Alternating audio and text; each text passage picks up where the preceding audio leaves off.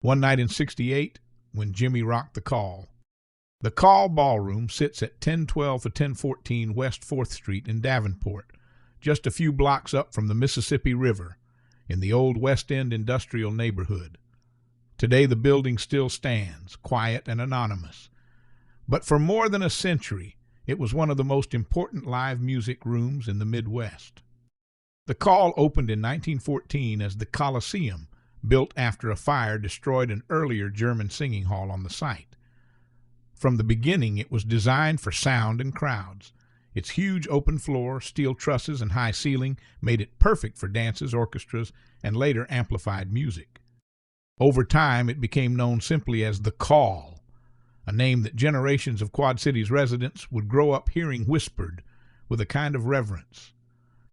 In the 1940s, 50s, and 60s, Davenport was a river town, a railroad town, and a factory town, but it was also a crossroads.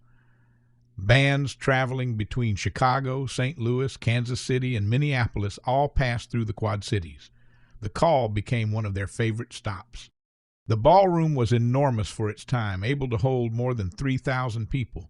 It had a massive wooden dance floor that literally bounced when the crowd moved. When a band hit hard, the whole building pulsed. People who went there never forgot that feeling. During the swing era, the Call booked the biggest names in America: Duke Ellington, Count Basie, Benny Goodman, Tommy Dorsey, Glenn Miller. These were national celebrities, and they were playing right in Davenport. Busloads of people came in from Rock Island, Moline, Muscatine, Clinton, and rural Iowa. Teenagers lined up hours early. Sailors from Arsenal Island and workers from the factories packed the floor. It was loud, sweaty, and electric. As swing gave way to rhythm and blues and early rock and roll, the Call evolved right along with it. By the late 1950s, it was booking the new sound that was taking over America. Ray Charles, Chuck Berry, Little Richard, Bo Diddley, the Everly Brothers, the Beach Boys. These were the artists inventing rock and roll in real time, and Quad Cities kids were seeing them from just a few feet away. Then came 1968. On Sunday night, August 11th, 1968, Jimi Hendrix walked onto the stage at the Call Ballroom. At that moment, Hendrix was the most explosive guitarist on earth. Purple Haze, Foxy Lady, the Star-Spangled Banner. He was already a global phenomenon, and yet here he was, standing in a brick ballroom on West 4th Street in Davenport, Iowa. This was the Jimi Hendrix experience at full power. Hendrix, Noel Redding, and Mitch Mitchell were in the middle of a fast-moving tour, coming off a Chicago show the night before. Davenport was a one-night stop, but nothing about it felt small. People who were there said the volume was unlike anything they had ever experienced. The building rattled. The bass thumped in your chest like a second heartbeat. When Hendrix hit the opening notes of Purple Haze, the room went dead quiet, and then it erupted. The set lasted about 45 minutes, short, intense, and relentless. Songs reported that night include Are You Experienced, Foxy Lady, Red House, Fire, Tax-Free, Lover Man, and I Don't Live Today. Opening acts included Soft Machine and the Night People.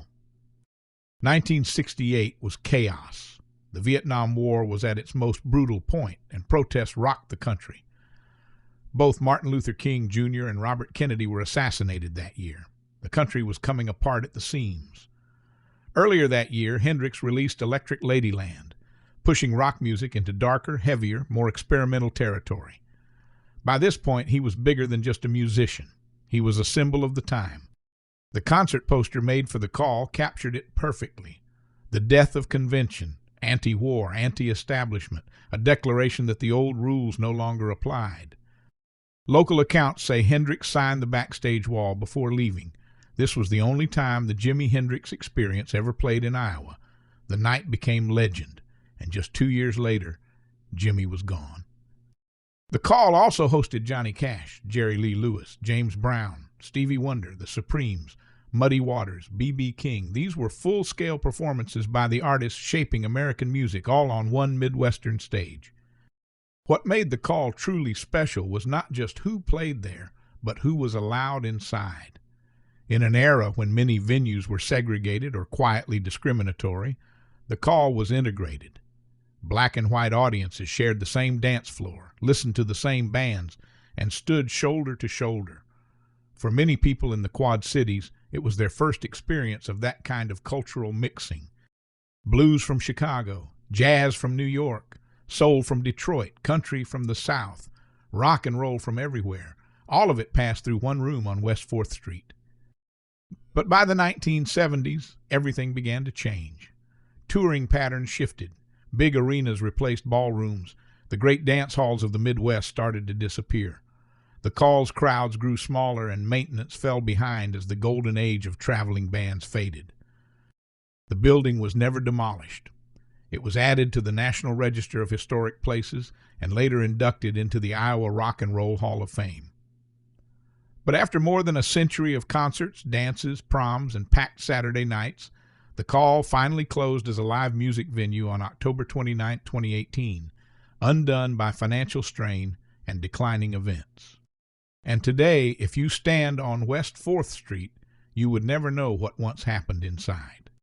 No marker, no plaque, no sign that Jimi Hendrix once shook those walls. No reminder that Duke Ellington, James Brown, Johnny Cash, and so many others once stood just a few blocks from the Mississippi River. The Call Ballroom was a gateway. It connected a Midwestern river community to the heartbeat of American music. And for generations, if you wanted to hear the future, you did not have to go to New York or Los Angeles. You only had to go to Davenport.